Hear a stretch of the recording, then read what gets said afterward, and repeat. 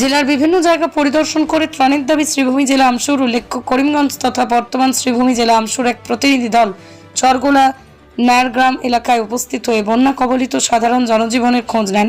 এদিন সংগঠনের কর্মকর্তারা এলাকাটি পরিদর্শন করে সাধারণ মানুষের আতঙ্ক দেখে স্থানীয় বিধায়ক আসামের মাননীয় মন্ত্রী শ্রীযুক্ত কৃষ্ণেন্দু পাল মহাশয়, করিমগঞ্জ সার্কেল অফিসার, করিমগঞ্জ জেলাধিপতির দৃষ্টি আকর্ষণ করেন। বন্যায় আক্রান্ত পরিবারগুলোকে ত্রাণের ব্যবস্থা করার আর্জি জানান। কেননা নায়ারগ্রাম এলাকায় বর্তমানে অবস্থিত ভয়াবহ সাধারণ মানুষ আতঙ্কে কচুয়া নদী ওভারফ্লো হয়ে কালীগঞ্জ চরখোলা পূর্ত সড়কের উপর দিয়ে গতিবেগে জল গ্রামের দিকে প্রবেশ করছে। খুব সময়ের মধ্যেই পুরো গ্রাম বন্যায় প্লাবিত হওয়ার সম্ভাবনা রয়েছে।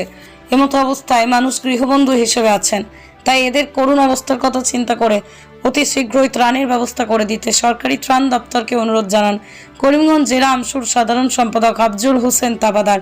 এদিন পরিদর্শনকালে সংগঠনের পক্ষ থেকে উপস্থিত ছিলেন গোড়ামারা আঞ্চলিক আমসুর সাংগঠনিক সম্পাদক শাহিন আহমেদ, সহসভাপতি শবির আহমেদ সহ অন্যান্যরা। দাঁড়িয়েছি বর্তমানে এখানকার জলের অবস্থা ভয়াবহ। আপনারা দেখতে পাচ্ছেন বর্তমানে দ্রুত গতিতে জল প্রবাহিত হচ্ছে। কয়েক শত পরিবার এদিকে রয়েছে, প্রতিমূলকের উপর দিয়ে জল অতিবাহিত হচ্ছে।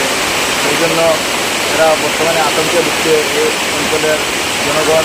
আমরা বিভাগীয় উদ্যোগন কর্তৃপক্ষ তথা এই এলাকার স্থানীয় বিধায়ক এবং আমাদের করিমগঞ্জের মাননীয় মন্ত্রী শ্রী কৃষ্ণেন্দু পাল মহাশয়ের দৃষ্টি আকর্ষণ করে আমরা এই জন্য বলতে চাই যে আমাদের সংগঠনের পক্ষ থেকে আপনারা অতি সত্বর এই এলাকা পরিদর্শন করুন এবং মানুষের দুঃখের খবর নেন। কেননা এই এলাকার মানুষ অত্যন্ত দিনমজুরি মানুষ রয়েছেন, যারা এই বন্যার কবলে পড়ার কারণে এরা ঘর থেকে বাইরে হতে পারছেন না। এরা দিনমজুর মানুষ, এরা তাদের ঘর থেকে বাইরে নেওয়ার কারণে এরা সাময়িকভাবে আর্থিক সচ্ছল নয়। এই জন্য এরা বর্তমানে ক্ষুদ্রভাবে ভুগছেন।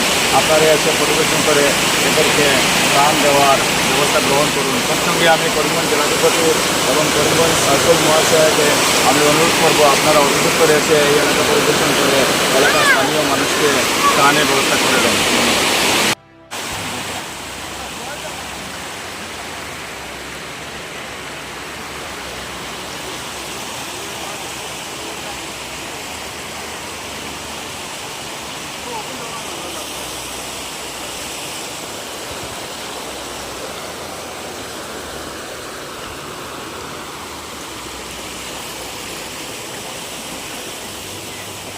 বড় জানি কিছু কও নানি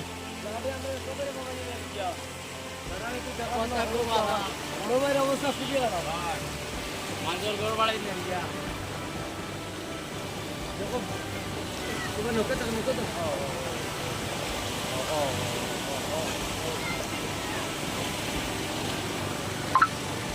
জায়গা